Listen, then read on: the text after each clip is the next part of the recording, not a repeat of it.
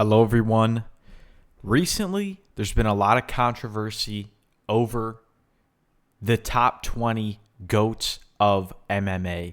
All right, there's been a lot of videos made, a lot of lists made, and a lot of very bad lists.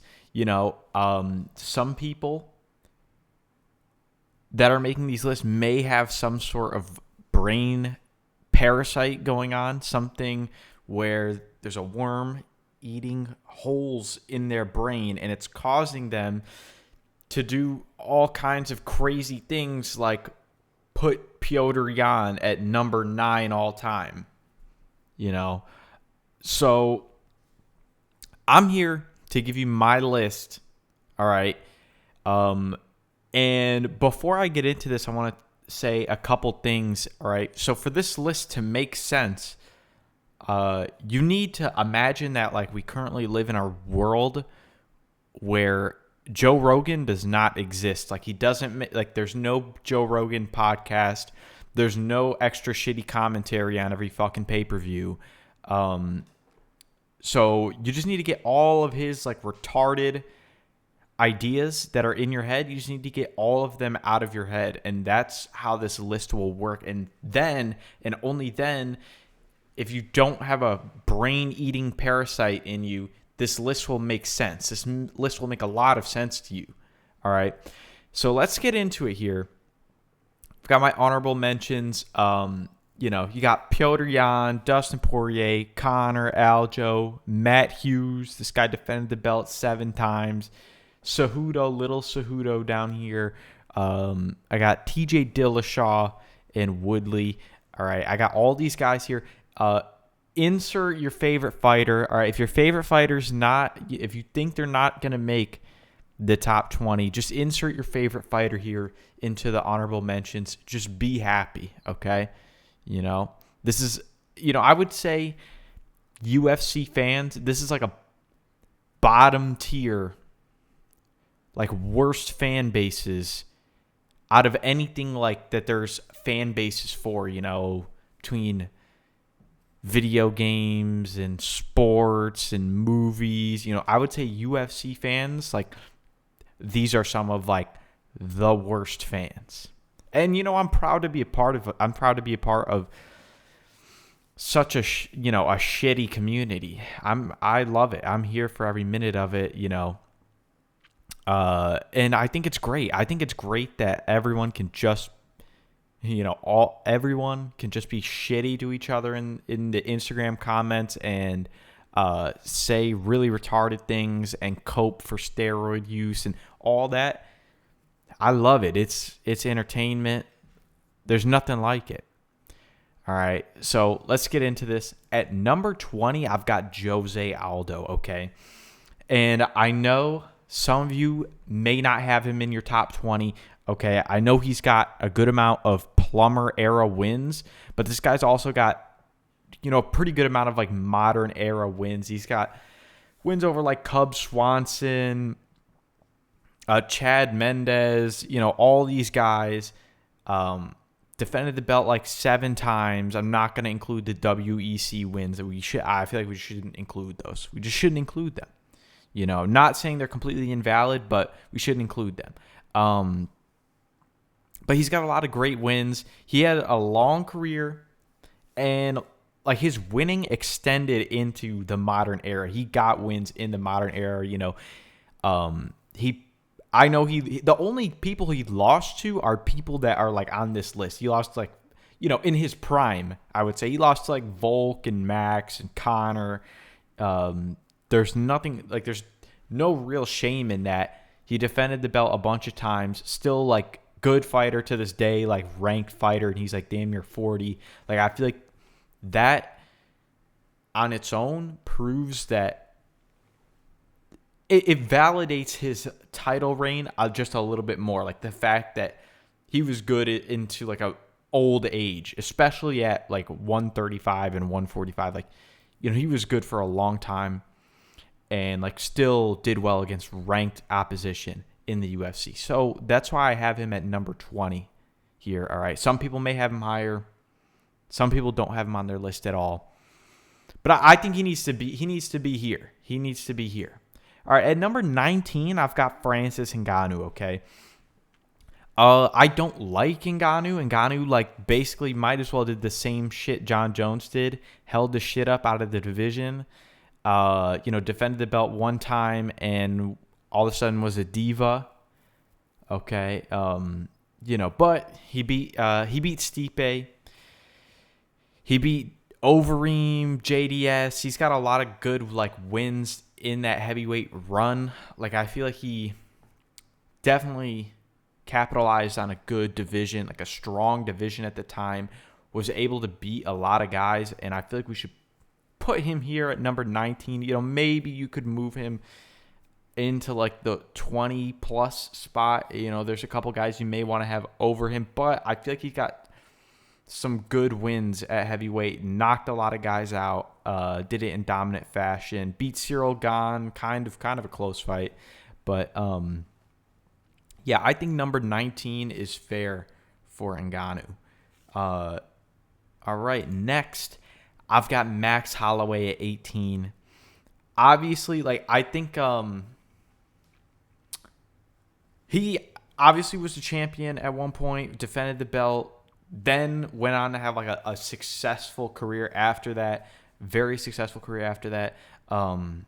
A lot of great, like, super dominant wins, like that come to mind, like the Calvin Kattar win, 2 wins over Aldo. The Volk trilogy was tough for him. He lost all 30 of those fights, and I feel like obviously that's the main reason he can't get any higher. But his only real losses, though, he could be higher on this list. Like, I would not hate you if you had him higher. His only real losses are to guys who are going to be, like, really high on this list. You're going to have Volk, Topuria. You got Dustin Poirier. I mean, he's an honorable mention.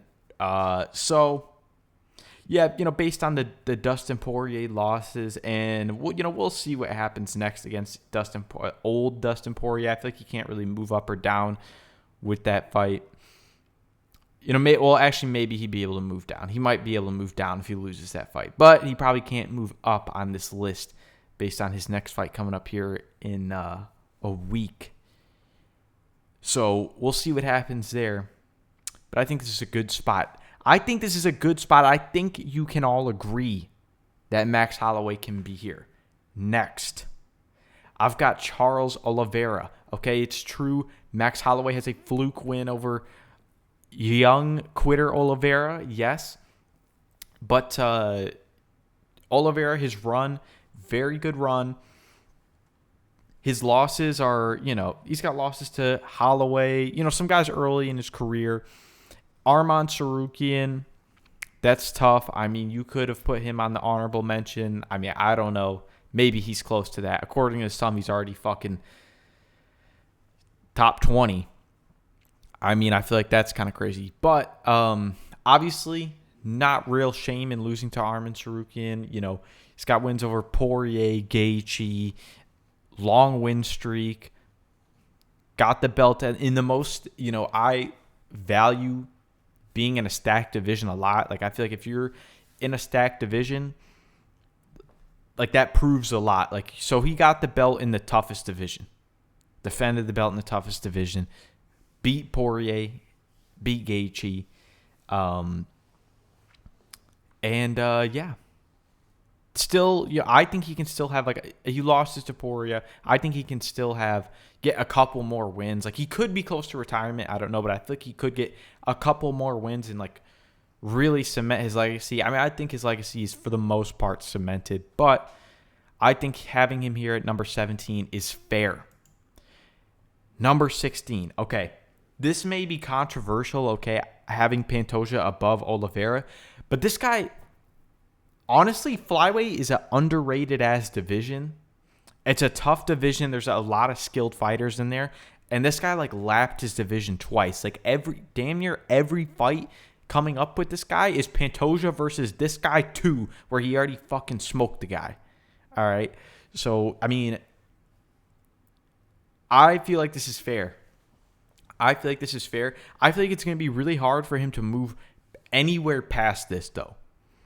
in his future fights. Unless he fights Marab, it's going to be really hard. And unless he either fights Marab or defends the belt like fucking 11 times, which I don't think it will happen. He's already like 35. Unless he does either of those two things, and he has to beat Marab, obviously. Unless he does that, he can't really. I don't think he can possibly really move past 16. I feel like 16 is basically the highest he can go. It's kind of it's a circumstance. It's not his fault. All right, it's just a circumstance of his division. But he fucking lapped his division. So I can't hate. I'll put him here at 16. All right. So next, number fucking 15, Dricus du Plessis. All right. This guy is fucking underrated, okay? All right. I feel like this guy, look, this is a topic for another video, but this guy's going to fucking beat Hamzat, and I'm going to move him up 15 fucking spots. No, I'm just kidding. I'll move him up like 3 or 4 spots. But, I mean, he's got wins over Adesanya, Strickland, Whitaker, Derek Brunson, who was top 5 at the time. I think Dricus du Plessis is very good, and I feel like I rate the middleweight division like decently. Like the middleweight division right now is kind of good. You've got like a Mavov and Baralho and Whitaker, Adesanya in there, Dricus, Hamzat. Like those are good names. Like that's kind of a stacked like top part of the division. That's kind of stacked. Don't get me wrong. Like I don't particularly buy into the fact like, oh, okay, as you get higher in weight, like not necessarily does it mean like that division, like each division gets weaker in skill with with as the weight goes up. That's kind of like is a true like that correlation is kind of true, but it's not always the case. Like the middleweight division currently is good. Like I think there's a lot of guys like even outside the rankings who are good. You got fucking Salty Joe Pyfer, you got Jack Hermanson, RoboCop. Like those guys are outside the rankings. I feel like those guys are good, making this division good, making his title reign good, making me put him at number 15, okay? I have to put him above guys like I think I'll put him above guys like Pantoja and like Oliveira, and put him above Holloway because he's just undefeated in the UFC right now. We'll see how his career develops. Like he could obviously move down. Like obviously Holloway and Oliveira are like much further along in their careers, so they've had the full progression, and that's where they've ended up. All right, but so this could be, I mean, depending his next fight, Dricus' next fight, like that could be the peak. I mean, that honestly, if Dricus wins, that'll send him into the fucking stratosphere. All right, I think that makes him a top 10 fighter of all time. I don't give a fuck. All right. But for right now, I'm putting him at 15. Whitaker's a great win. Adesanya's a great win. He's a great champion. Strickland twice, great wins. All right. I know he fucking pulls mount and pulls side control. I don't give a fuck. I love that. All right. I love seeing him pull fucking side control and still win the fight. All right. Next, I've got Israel Adesanya. All right. Right now, I've got Israel Adesanya here. He kind of like, okay. He defended the belt a bunch of times. He has a win over Alex Pereira. Great win. What does he have? 3 wins over Whitaker. But like other than that, I mean, you got your fucking Marvin Vettori win, your 40-year-old Anderson Silva win. You got your, I don't fucking know, Paulo Costa win. Paulo Costa win. All right. And don't even tell me that Paulo Costa was good at that time. Like he's been the same. Paulo Costa has been just as good. I know he was undefeated at the time that Adesanya beat him, he's been the same fighter the entire time. That middleweight division at the time of Paulo Costa getting a fucking title shot, was ass. Like, Paulo Costa has not changed. He has not been, like, significantly injured. He's not that old. He is just as good as he was then and now. So that's why I kind of, like, I don't rate Adesanya's, like, title reign, like, super highly. I know he defended the belt, like, 5 times, but I can't rate it super duper highly. I can't rate all the wins. I mean, I can't rate your fucking Marvin Vettori win that highly, and your Paulo Costa and your Yoel Romero wins that highly. All right, so I'm gonna put the Chinaman at number 14. I feel like that's fair. I feel like he's kind of on a tough losing streak right now.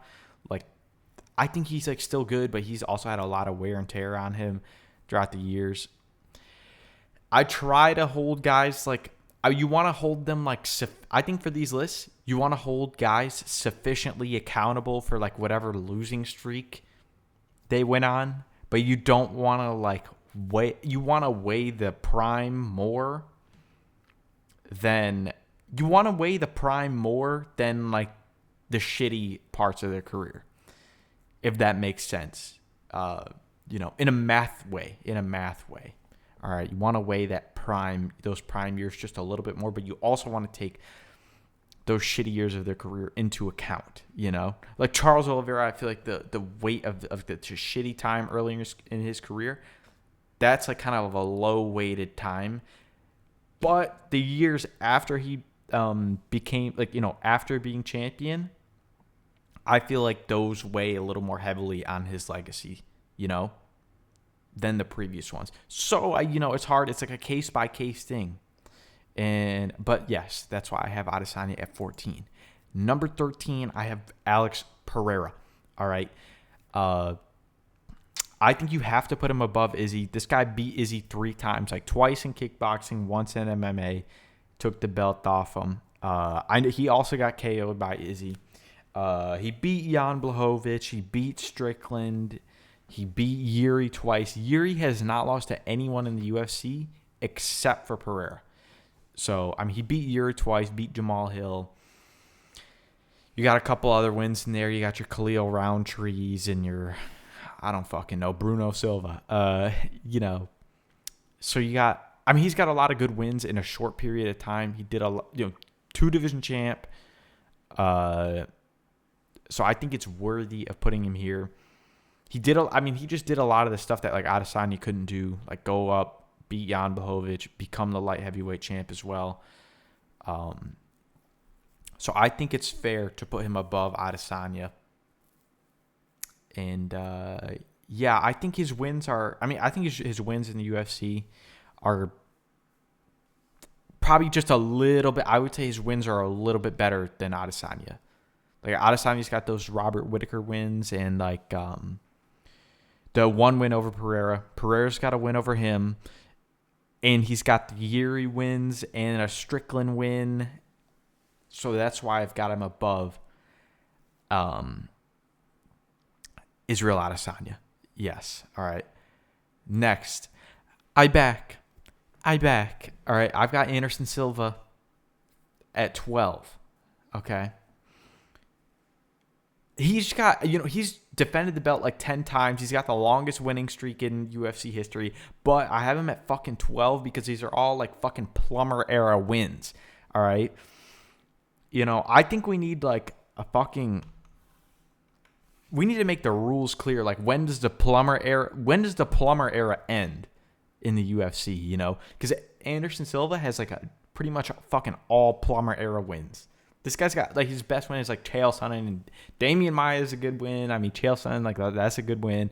But, like, but that's, like, not even really, this is not close to, like, the best wins of, like, a Alex Pereira or a Israel Adesanya. But I'm going to put him above those two. I'm going to put him above those two all time just because he's got the longest winning streak in the sport's history. He defended the belt a million fucking times. He did exactly what he was supposed to do against the competition that was thrown in front of him. Like, I mean, he was fucking destroying these guys in one round. So again, it's just a circumstance. I feel like this is. I mean, he's been on people's GOAT list, one of like the biggest fallers. Like, you know, he was probably 5 years ago, probably was like in the top five. Now it's like on everyone's like 10 to 15 range. All right. I'll say he's the greatest middleweight of all time just because he defended the belt so many fucking times. But he really doesn't have there's a debate for him to be below Adesanya and Pereira, honestly. There's a good debate for that. I'm not going to dispute that. But he just has so much fucking quantity of wins. I mean, he basically styled on everyone that was put in front of him. You know, I mean, the styling got so bad that he like accidentally gets knocked out by fucking Chris Weidman. Because he was styling too much. So next, I'm gonna put fucking Usman here. Usman had a great like title reign. I think he defended the belt 5 times. He was on a 15-fight win streak. Give that some fucking credit. It's in the welterweight division. Like at the time of his like title run and title reign, it wasn't as stacked as it is now, but it still had some like very good competition. You know, he got wins over Leon Edwards and Covington and Masvidal and Gilbert Burns. Super long win streak. Just got a win over Buckley. Like, that's a good fucking win. So I've got to put Usman. I've got to put old Marty Fake Newsman. Next time I see you, Marty Fake Newsman, you're fucking dead. Like, I gotta put Marty Fake Newsman here. All right. I think 11 is very fair for Kamaru Usman. Number 10, I got Stipe Miocic. All right. Stipe is the heavyweight GOAT. He's got 2 wins over DC. Verdum, long heavyweight career, longest heavyweight title reign. I feel like he's deserving of this number 10 spot. I feel like he's underrated. Kind of like, why the fuck? I mean, he had to come back to make a little bit of money and fight John Jones. So, I mean, I'm not going to hate on him for doing that. But, yeah, he got KO'd by Ngannou. That's tough. But, yes, his career lands him at number 10. At number 9, I have this really fat picture of, this really flattering picture of Daniel Cormier right here. All right, I'm going to give Daniel Cormier the edge because he was a double champ. He beat Stipe 1 time, so that's why I'm giving him the edge because he was the double champ and did beat Stipe 1 out of the 3 times they fought, all right? Basically, I mean, John Jones was on steroids when he fought him. I mean, Jones was probably on steroids when he fought everyone, but we'll get to that. DC, all-time great, double champ, defended both belts. I got to give him some credit here. So I'm putting him here at number 9. Started super late in his career, and it was just crazy to see him get both belts, starting at what was he starting at, like 32? So, yeah. Number 8, I've got Merab, okay? Merab, like, fucking lapped the shit out of his division. Beat Piotr Jan, Henry Cejudo, fucking Aldo, O'Malley twice, Umar. Who the fuck am I forgetting? Did he beat Marlon Moraes? Yes. He beat Magic Marlon Moraes. Whoever else he beat. He's on a long-ass winning streak. Is basically destroying his division. He's got a lot of he's got some great wins. He's on a crazy tear right now. I don't fucking see Sanhagen or really anyone in that division beating him. I feel like Pantoja could beat him. That's I would love to see that fight. But yeah, right now he's at number 8. I mean, I don't know. I don't really know what he could do to move up on this list.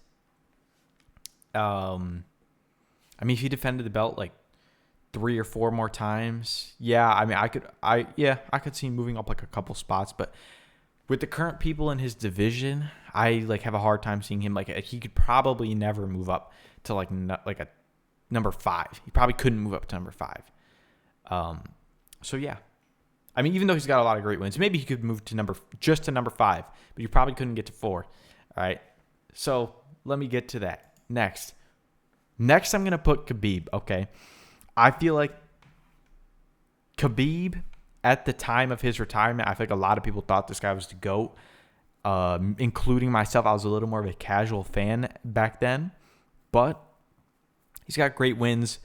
Conor, Poirier, RDA, Gaethje, defended the belt 3 times. I feel like if this guy stuck around and like defended the belt against like Oliveira and like a Max Holloway, I think we would be talking about him like very differently than we do. But hey, he decides to retire early. But yeah, I think to me it's clear at the time like he would have probably fucking destroyed Holloway or Oliveira. Honestly, in my eyes, probably would have. I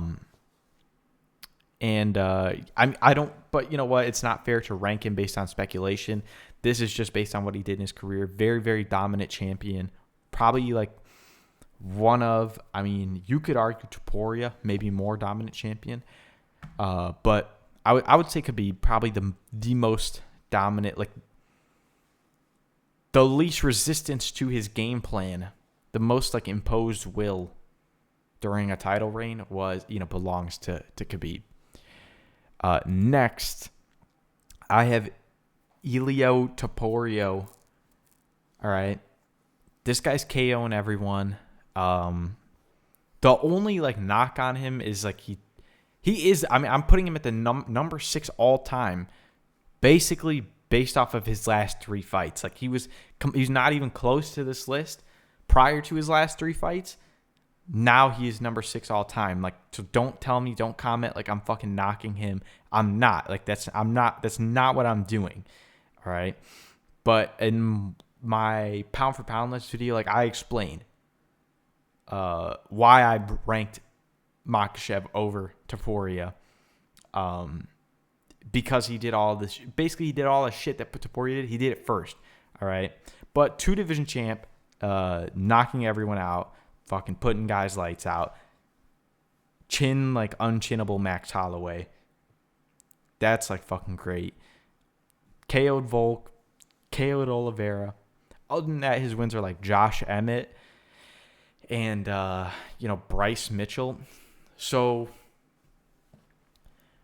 we'll see what he does. We'll see how long he sticks. I feel like Topuria could totally be a guy who does not stick around for a long time. Like we may only see a couple more fights. So who knows? I would honestly be surprised if we saw 7 more. Like if we saw he's only like 28. So if we saw 7 more Topuria fights, I would be surprised. I feel like this guy, it's unlikely he fights 7 more times. So we'll see what he does. Can he move to number 1 in like 4 fights, 3 fights, 2 fights maybe? He very well could move to number 1 in just a couple fights. So, which is crazy. Like, I feel like him doing it in a short amount, in like a small amount of fights, like in the future, that will like make his it's a very like quality over quantity type of thing. It'll make his resume like very susceptible to being discounted. I don't think it should be. Like I have Khabib at number 7 because of what he did in like a short period of fights. And I think Topuria is kind of doing a similar thing, like super dominant in a few fights, and may have a couple more in him, may only have like 3 more. But he could move to number 1. But I could see after his career ends, like people will be like, oh, this guy, he beat a couple guys and, maybe a couple of the wins don't age super well. And I feel like I could see something like that happen. Like, that's kind of what happened to Khabib. Like, after he beat Conor, like, he loses to Dustin Poirier twice. Like, the wins don't age well. Everyone's talking about how fucking Alex Pereira is already ranked ahead of Khabib. And it's just, like, it's just a mess with these rankings, you know. Anyway. Number 5, I've got Mighty Mouse. All right. His quantity of wins is, like, fucking crazy. Defended the belt 11 times. Then went to one championship, and in a flyweight division there that I think is like criminally underrated. Like, they actually have some good. Like, if you look up some of these guys in the flyweight division in one championship, like, they're actually good. Not like, you know, like, some of these guys could obviously like compete in the UFC like at a fairly high level. So I mean, he's got like fucking 18, if you count the one championship ones. You know what? Which I will. I will throw those in there. He's got like fucking 18 title wins. Something crazy, some crazy number like that. So I feel like I've got to put him up here at number 5. Like, obviously, in terms of name value, he doesn't really have he doesn't have a great name value, but all these guys like that he fought had like good records. All right. I mean, none of these guys were like fucking getting title shots coming off losses. Late in his like UFC title run, like, guys were fucking winning the Ultimate Fighter and fighting him. But I think like if anyone in any division were to defend the belt that many times, a similar thing would happen where, like, you know, we're getting random ass guys getting title shots because everyone has already lost to the fucking champ. So I feel like that type of stuff happening is not like, that's not a knock on him. Like, that's kind of a credit to him that they had to fucking go that deep in the division to bring a fucking title challenger. Next, I've got fucking Volk at number 4. All right. He's got like 8 or 9 title wins. I mean, this guy just got the belt back, beat Holloway 3 times, beat Aldo, you know, super close fight with Makhachev. Obviously an all-time great fighter. His losses are only to guys who are super fucking high up on this list. His only losses are to Makhachev and Topuria. Those are probably like the 2 best like skill for skill fighters like we've ever seen on this planet, like we've ever seen in history. Those are probably the 2 best like skill for skill fighters on this planet. Makhachev and Topuria are. So I legitimately, like, there's no shame in losing that. I can't fucking knock this guy for losing to Makhachev and Topuria. So I have to put him at number 4. All right.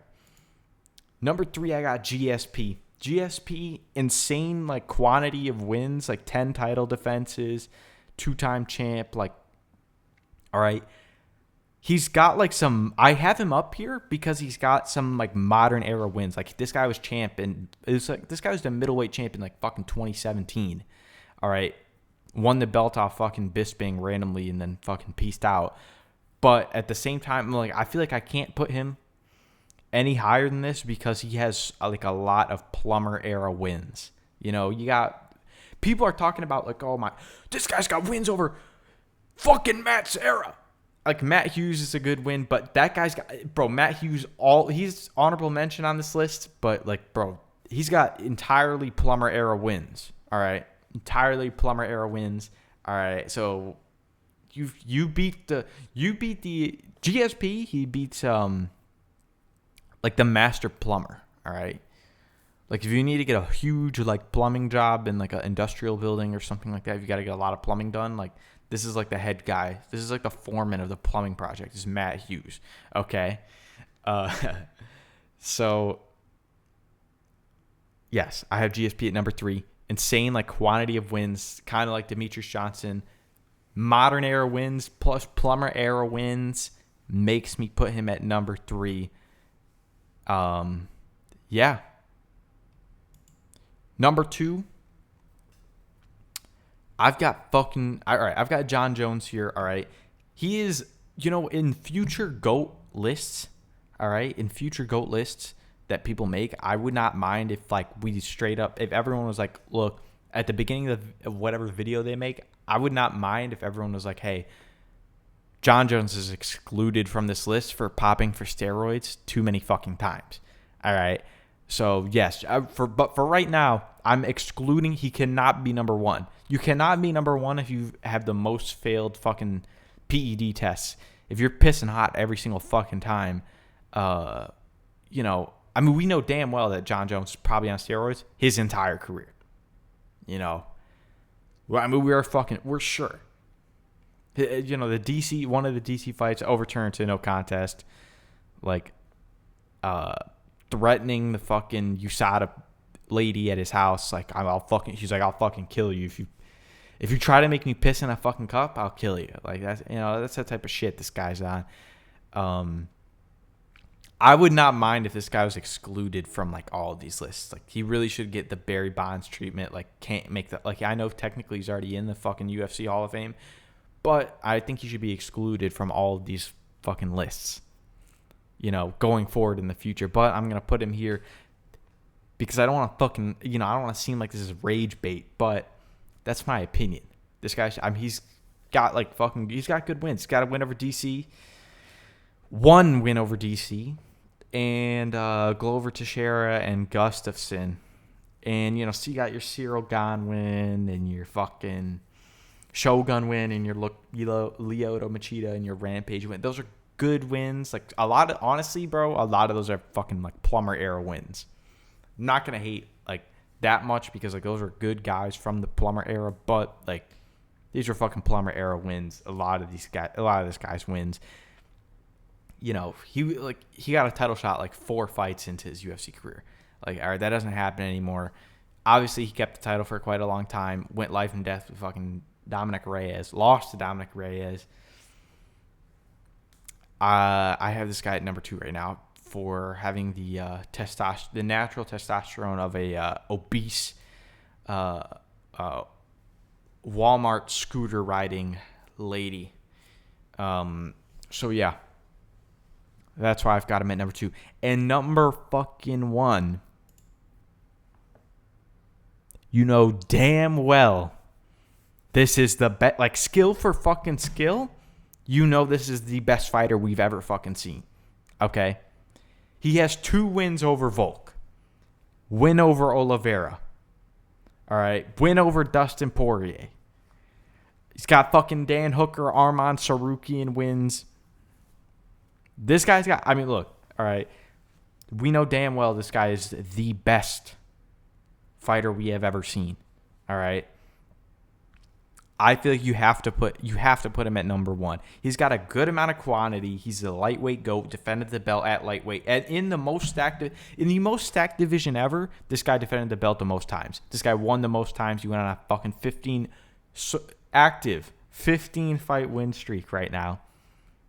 In the most stacked division at the most stacked time, all in the modern era. Like, you can't say none of those are fucking Plummer era wins. Stacked, super duper stacked division, has wins over guys on this list. I feel like you have to put him here. Okay, you know, I'm sure I'm gonna get people in the comments saying fucking John Jones is number 1. All right, remember, you're not allowed to, like, for this list to work, Joe Rogan has to not exist. But now that I'm kind of done with this, Joe Rogan can exist again. All right, there's a lot of fucking sympathy for roid users out there because, like, I don't know, because fucking Rogan is popular and he's a fucking juicer himself. All right, so I'm so sick of all the fucking, you know, the juicer sympathy. Yeah, I feel like we should lock John Jones out of these lists entirely. Really, I fucking believe that. All right, we should not have sympathy for the fucking roid use in the sport. Like, it's a combat fucking sport. I mean, if sometimes guys use fucking roids, they get kicked in the head and they lose their fucking eye. Like, that happened to fucking Bisping because Vitor Belfort was using roids. Like, this shit is fucked up.